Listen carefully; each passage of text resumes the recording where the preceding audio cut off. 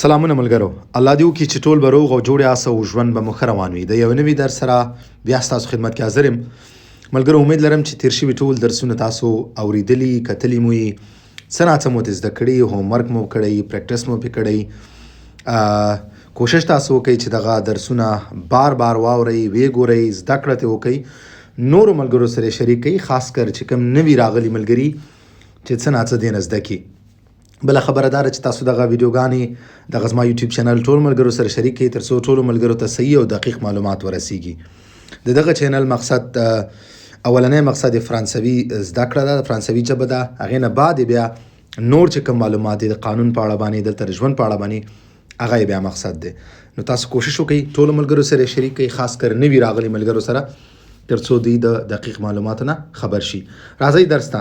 ملګرو، نن مې یو فعل راخیستی دی چې کوم ډېر زیات موږ ته استفاده کوو او هغه فعل موږ څه معنا لري، څنګه په موجوده زمانه کې یا په فعل حال کې څنګه ته استفاده کولی شو، څنګه استعمالولی شو، د ضمیر سره په دې کې څه تغییرات راځي، یعنی د فاعل سره د دې کې څه تغییرات راځي، هغه مې هم ورکړي دي، تاسو یې په سکرین لیدلی شئ.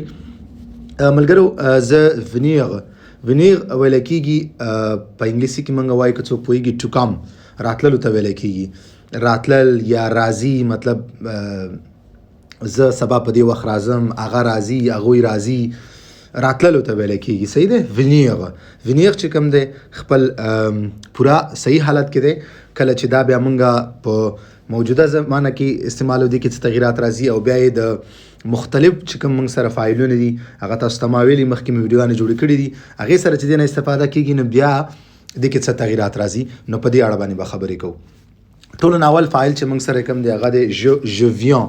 که هر کله چې ونیغ موږ بیا په جمله کې ته استعمالو، استفاده کوو، یعنی زه وایم ونیغ خپل اصلي حالت کې دی، دا د ورب یو مکمل او اصلي حالت دی. خو چې کله ته جمله کې بیا دې نه استفاده کې، دا کې بیا تغییرات راځي. بیا په فرانسوي ژبه کې په زمانه کې هم ورسره تغییرات راځي. په ټول نه مهمه خبره ده چې فاعل کې ورسره تغییرات راځي، لکه ژ ویان، چو ویان، چو ویان، ژ ویان او چو ویان، دلته دواړه ویا یو شانتي راغلی دی. او ویا که تاسو د اصلي حالت د ونیغ سره وګورئ نو بیا هم فرق دی، سپیلنګ کې فرق دی، تلفظ کې فرق دی. دغسې که تاسو بیا ایل ویان هلته وګورئ، دا دلته تی سره یا ټي سره ختم شوی دی. که پاس چو ویان ژ ویان سره وګورئ نو هلته اس سره ختم شوی دی، ولې دواړه یو رقم تلفظ کېږي. صحیح دی. په فرانسوي کې تاسو ته ما ویلي اکثره وختونو کې یو لغات کې اخرنی چې کوم موږ سره لیټري هغه نه تلفظ کېږي. تاسو که وګورئ دلته اوس په ایل سره فرق دی.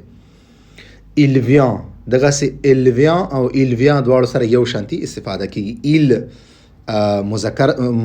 مذکر دپاره استفاده کېږي او ایل مؤنث دپاره.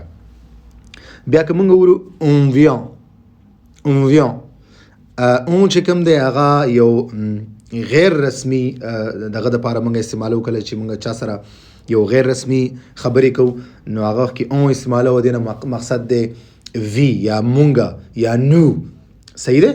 نو دې سره هم د ایل او ایل په شانتي چې کوم حالت کې موږ ورب راوړو، ونیغ راوړو، هغسې دلته هم راځي. صحیح دی. بل چې کوم د موږ سره نو ونو، نو ونو، کله چې نو سره تاسو استفاده کوئ بیا نو ونو موږ تلفظ کوو. ګورئ دلته هم په سپیلنګ کې فرق راغلی، په تلفظ کې فرق راغلی دی. نو ویل کېږي موږ ته، خو دا رسمي دی. صحیح دی.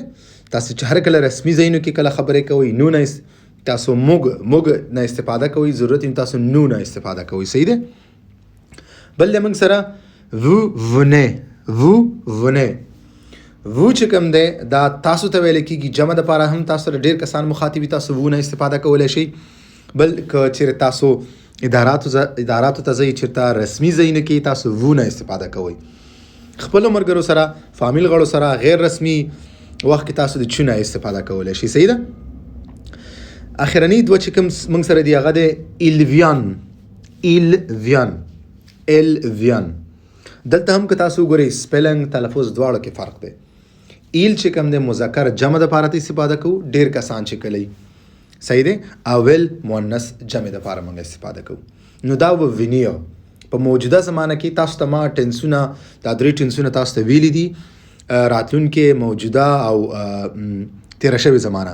نو تاسو وروستنۍ ټولې ویډیوګانې کتلی شئ، هغې کې دا 3 وانه زمانې ما پوره تشریح کړي دي او انشاءالله زه به راتلونکي ویډیوګانو کې هم تاسو ته بیا دوباره هم تشریح کوم تر څو تاسو صحیح زده کړه وکړئ. زه بیا دا تکراروم: Je viens, tu viens, il vient, elle vient, on vient, nous venons, vous venez, il vient, elle vient, il vient, elle vient.